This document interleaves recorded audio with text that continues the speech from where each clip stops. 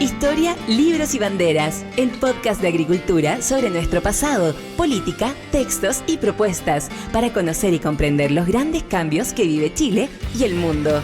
El historiador y académico Alejandro San Francisco, junto a un invitado, con una relajada pero profunda conversación, analizarán los cambios que vive hoy nuestra sociedad. Historia, libros y banderas, con el historiador y académico Alejandro San Francisco. En CMPC llevamos un largo camino fortaleciendo nuestro trabajo, lo que nos ha permitido desarrollar distintas iniciativas junto a comunidades, por ejemplo, con la recuperación de un árbol extinto o el restablecimiento de agua potable en zonas rurales, la conexión del turismo y cultura a través de una sola ruta, o también el desarrollo de envases reciclables y amigables con el medio ambiente. Son esos y otros desafíos los que hoy nos permiten creer en el valor de las soluciones inspiradas en la naturaleza. CMPC, creando valor natural. Conoce más en cmpc.com. Hola, ¿cómo están? Mucho gusto verlos nuevamente.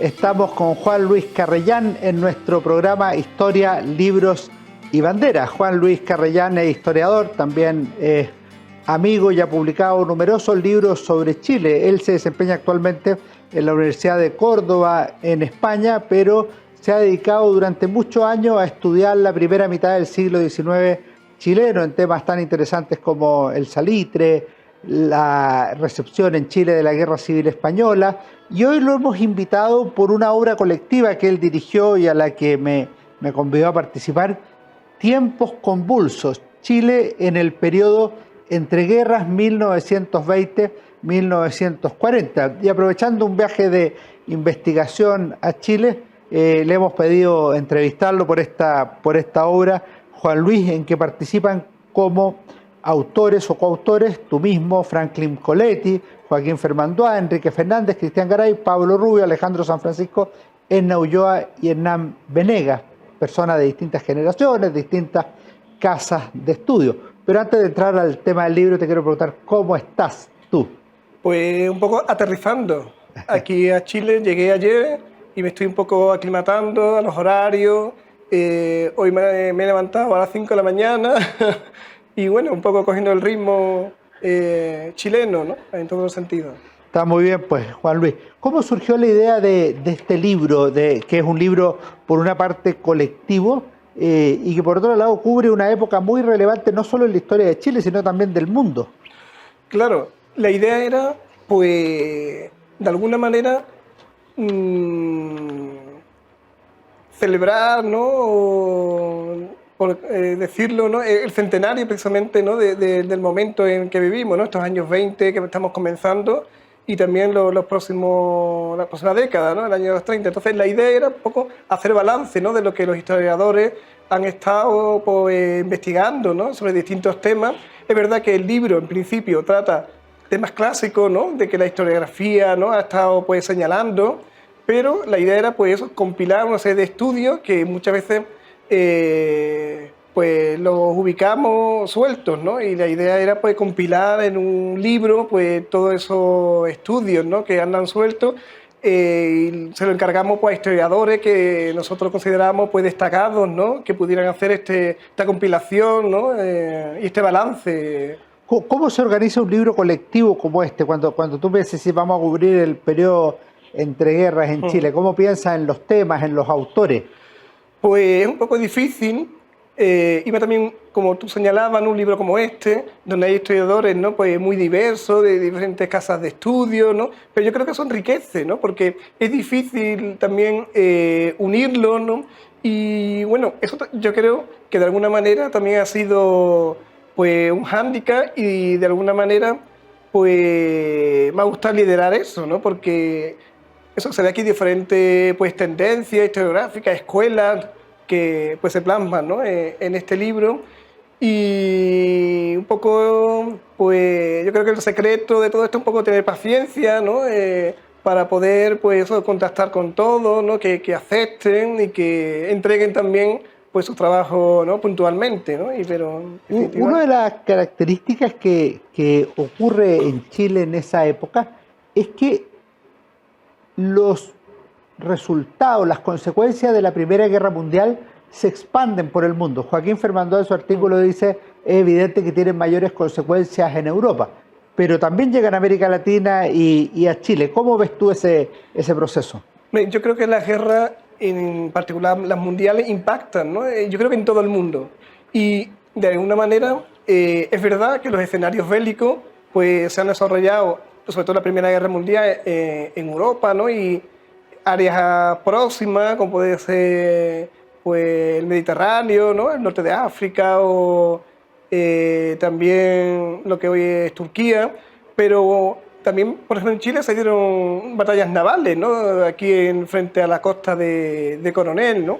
Entonces, otras partes del mundo no están exentos también de conflictos, ¿no? De las batallas bélicas, aunque los protagonistas, pues en este caso sean europeos, pero luego también impactan, ¿no? También en las sociedades, porque las sociedades también se dividen, aunque no se desarrollan los acontecimientos bélicos, pero en el caso de la chilena, tanto la Primera Guerra Mundial como la Segunda, o también la Guerra Civil Española, se dividen, ¿no? Entre los bandos, hay simpatía por un montón de... Aunque el país se mantuviera neutral. Claro, en estos casos Chile siempre se mantiene neutral, pero siempre pues la sociedad... Por pues, las comunidades. También, pero aun los chilenos nacionales también tienen su simpatía hacia un bando u otro en función pues de su educación, su ascendencia o distintos parámetros, ¿no? Las consecuencias son de diverso tipo. Aquí hay un artículo de Hernán Venegas, La larga transición chilena, crisis económica y cambio político. El impacto de la Primera Guerra Mundial es indudable en el fin del ciclo del salitre o de la era del salitre, la invención del salitre sintético en Alemania. ¿Cómo se aprecia ese proceso? Es verdad que con el impacto, ¿no?, de la Primera Guerra Mundial, como tú señalabas, ¿no? La fabricación de salitre, en este caso sintético, pues hace que las exportaciones de salitre de Chile, ¿no?, pues bajan considerablemente. Pero de todas maneras sigue siendo también un producto, ¿no?, de exportación durante largo tiempo. Y por ejemplo, el caso que yo más conozco, que el español, sigue entrando salitre chileno, tanto la década de los 20 y la década de los 30. Había proyectos precisamente de instalarse fábricas de salitre sintético en España, y parece pues que, no sé si la propaganda chilena era bastante efectiva, no se consiguieron instalar. Y en uno de tus libros aparece la propaganda chilena en portada. Claro. Y entonces, pues siguió, por ejemplo, se me viene a la cabeza, por ejemplo, hubo una exposición muy importante en Sevilla en 1929, pues el producto que más destacaba en el pabellón chileno era el salitre, ¿no? Y un poco, según también, si miramos la historiografía, parece que en la Primera Guerra Mundial el salitre ya desaparece, ¿no?, de los productos que se exportan. No era la joya de la corona de antes, pero sigue teniendo pues, diferentes mercados, como en este caso el español. Perfecto. En otro plano, también el título dice tiempos convulsos. Si hay un área donde se aprecian los tiempos convulsos, es en política. O sea, la elección presidencial de Alessandri, golpe militar el 24, el 25, nueva constitución, la dictadura de Ibáñez el 27, la crisis o anarquía entre el 31 y el 32. O sea, realmente son tiempos convulsos desde el punto de vista político. Ese es el tema que trata Pablo Rubio, pero eso está íntimamente ligado al texto que trabajo yo, que es el ejército y la política en Chile en esa época. Ahora, si tú lo miras, eso está también vinculado a lo que está pasando en el mundo: crisis de las democracias parlamentarias, liberales, irrupción del populismo, el nacionalismo, los fascismos. ¿Cómo aprecia ese fenómeno en Chile? Claro, precisamente, Chile está conectado a lo que está pasando en el mundo en este momento y hoy, ¿no? y prácticamente siempre, ¿no? Es un caso aislado, ¿no? Siempre en la historiografía también ha visto Chile como una isla, ¿no? Un país aislado, pero todo lo contrario. Chile siempre ha estado abierto al mundo y ha recibido todas las influencias de todo tipo, y también en el caso ideológico, ¿no? Político. Y yo, precisamente también con este libro, quería romper también esa separación, ¿no?, que los historiadores en el año 25 fundamentalmente, ¿no?, separan como dos épocas. Yo quería ver un poco la continuidad. Claro, la continuidad, y no esa ruptura, ¿no?, sino ver un poco la continuidad y ver eso. Y precisamente lo que tú señalabas, la Primera Guerra Mundial marca precisamente el prestigio de las democracias a raíz de la guerra, ¿no? Y se desarrollan diferentes propuestas, ¿no? Por un lado, con la Unión Soviética, ¿no? A raíz de la Revolución Rusa, pero también luego empiezan también los movimientos, podemos decir, de derecha, ¿no? Y el más pues, importante fue el de Mussolini, ¿no? En el caso italiano, que impacta tanto en Europa, pero también aquí, en Chile. Y de alguna manera, pues el primer gobierno de Ibáñez recoge esa influencia, tanto de Mussolini, como también en el caso español de Primo de Rivera, ¿no? Que también es precisamente un año después, ¿no? Del caso de Mussolini, ¿no? Mussolini llega al poder en el año 22 y luego Primo de Rivera en el año 23. Y precisamente... los militares en Chile ven esos fenómenos como potencialmente imitables en el país. Claro, porque en el caso de Chile también se están organizando los movimientos también de izquierda, ¿no? Entonces, de alguna manera, hay una propuesta también desde la derecha que ve con simpatía pues esos regímenes que están surgiendo en Europa y de alguna manera, pues no vamos a decir que lo vamos a copiar 100%, pero sí tiene cierta, ¿no? Influencia y un poco se mira, ¿no? Hacia esos regímenes, ¿no? Que están surgiendo y se quieren implantar también aquí. Estamos conversando con Juan Luis Carrellán, Tiempos convulsos, Chile en el periodo entre guerras 1920-1940, libro publicado por Editorial Historia Chilena, es 2022. Una de las cosas, no diré curiosas, pero valiosas que tiene el libro es que no se queda concentrado exclusivamente en el tema político. Hay un artículo de Franklin Coletti y de Cristian Garay que se refiere a la vida cotidiana y aparecen aspectos que a veces en la historia se miran como por arriba, de pasada. Pero, por ejemplo, esta es la época en que el tiempo libre, las vacaciones comienzan a tener un cierto valor. ¿Tú notas que efectivamente comienza a cambiar algo la vida cotidiana en Chile en esos años? Precisamente. Ya he señalado primero, ¿no? Que en cierto modo hay temas un poco clásicos, ¿no? Pero dentro de estos temas clásicos también se quería cubrir pues, otra faceta que no sea siempre, sobre todo la economía y la política, ¿no? Que es un poco lo que los ejes, ¿no? Por lo cual los historiadores pues, se fijan más. Queríamos un poco ampliar y precisamente en esta época pues, hay diferentes cambios sociales, ¿no? Como tú señalabas, precisamente a raíz, ¿no? De estos movimientos también de protesta, ¿no? Que podemos vincular al movimiento, a la izquierda, pues se aparecen, ¿no? Estos fenómenos, ¿no? Como puede ser también el tema de las vocaciones, ¿no? Del ocio, un poco del bienestar, ¿no? En general, de la sociedad, ¿no? También las empresas pues, quieren dar esos servicios, ¿no? a sus trabajadores, ¿no? Para, pues, en esta nueva etapa, ¿no? que está surgiendo ahora en la sociedad, ¿no? Aparecen también, ¿no? Se abre, no que no existiera antes, pero de alguna manera espectáculos, ¿no? Está apareciendo también el cine, ¿no? En esta época se va desarrollando, sobre todo ya en los años 30 más, ¿no? Entonces va viendo pues todos estos elementos que también pues van diferenciando, ¿no? Un poco la sociedad chilena, ¿no? de años atrás. A propósito del cine que mencionas, hay un artículo de Edna Ulloa en que ella se refiere a la prensa, pero tiene un acápite referido al cine mudo.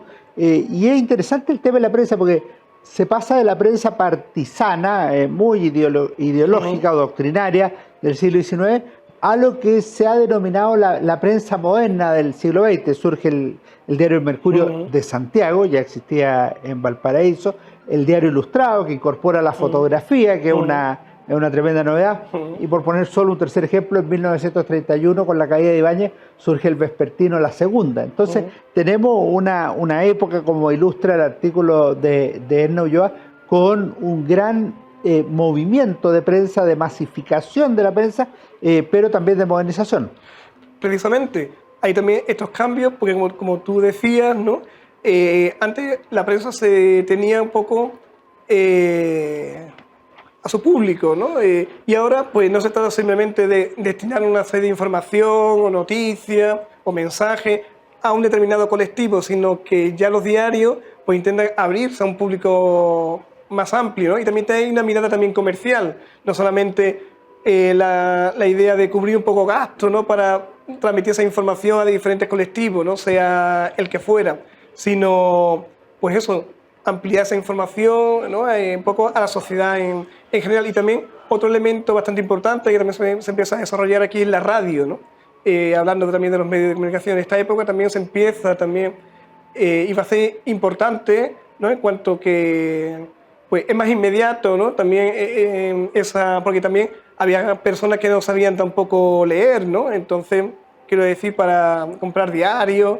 Entonces, la radio pues también va a penetrar, ¿no? En este caso en las casas, ¿no? A través de la radio.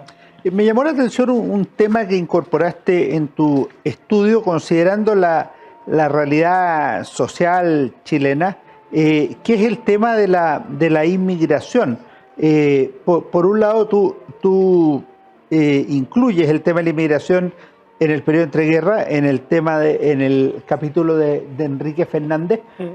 Chile no es un país con altas tasas de inmigración como las que tienen, por ejemplo, Argentina en el mismo periodo, pero es un tema muy relevante en los últimos años. La razón que tuviste para incluirlo, ¿considera el momento actual de Chile o cómo lo evaluaste y cómo ves el proceso desde una perspectiva histórica?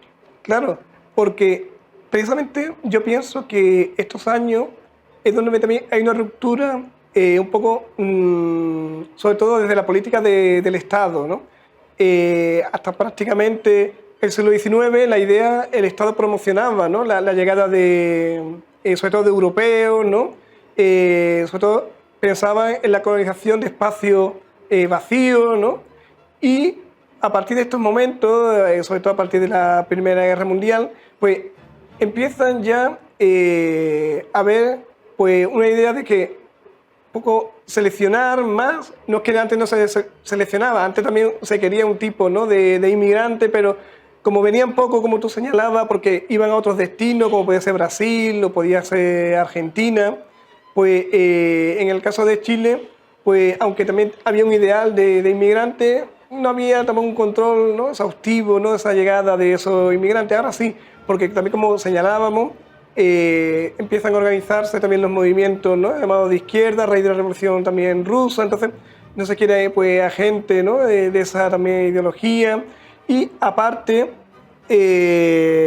pues hay una selección más importante y se intenta de alguna manera parar un poco esa llegada, ¿no? de inmigrantes. Entonces la idea pues, es eso, ¿no? ver un poco pues, de esa perspectiva pues como una ruptura, ¿no? Un momento de un poco de ruptura en cuanto a esa llegada, ¿no? de la inmigración que había llegado, que a partir de ahora un poco desciende, ¿no?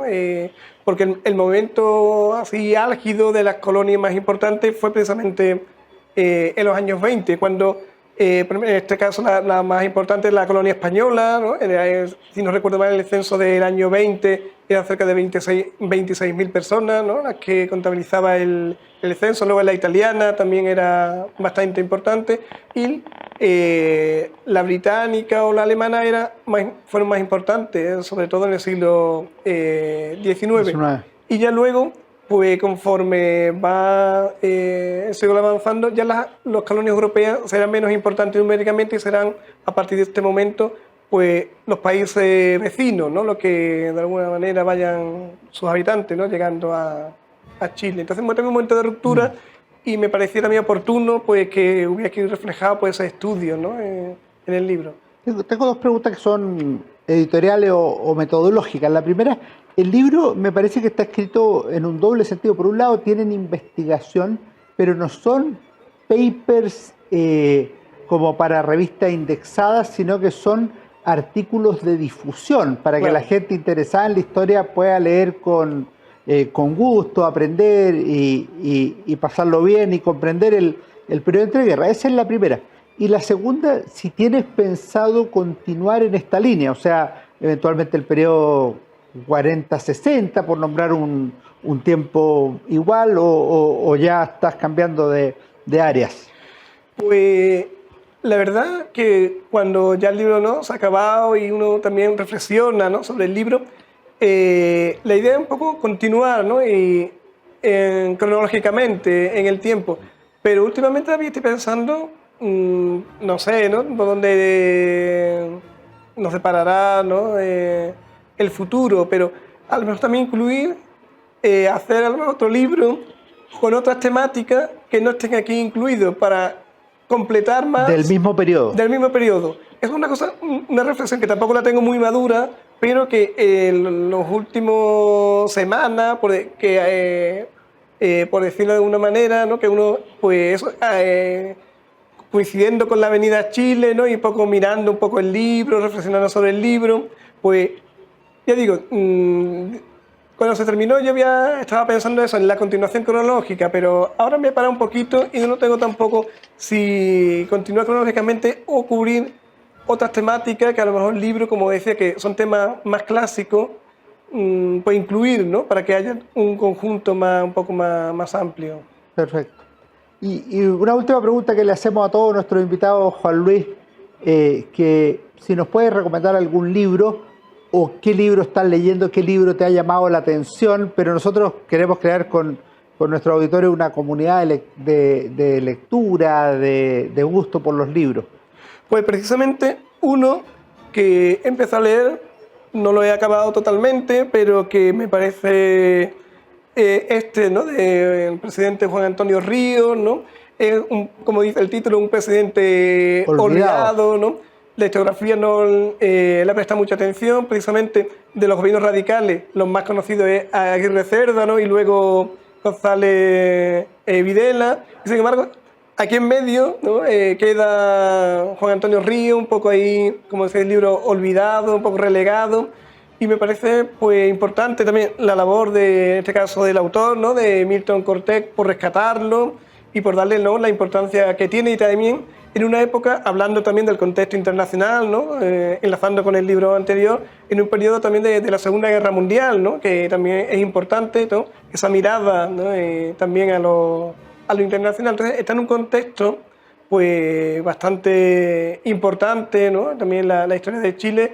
Y como está ahí en medio, ¿no? De ese bocadillo de los presidentes, ¿no? De los partidos radicales, me parece pues importante, y a la audiencia pues se lo recomiendo. Perfecto. Milton Cortés, gran historiador, joven, participa en nuestro proyecto Historia de Chile 1960-2010 de la Universidad San Sebastián, y se ha dedicado a los temas de relaciones internacionales, fundamentalmente. Una muy buena recomendación de Juan Luis Carrellán, nuestro invitado de hoy. Juan Antonio Ríos, el presidente olvidado. Y con esto damos por terminado nuestro programa. Te queremos agradecer, Juan Luis, esperamos tenerte pronto nuevamente en Chile, y también espero verte en España.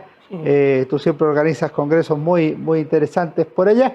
Te agradezco haber participado, le deseamos éxito a Tiempos Convulsos, Chile en el periodo entre guerras 1920-1940, y veamos si el próximo libro es un complemento de este o una continuidad cronológica, pero esperamos tener pronto novedades. Muchas gracias. Gracias a ti, Alejandro. Y nos vemos en nuestro próximo capítulo de Historia, Libros y Banderas. Que estén muy bien. Fue Historia, Libros y Banderas con Alejandro San Francisco.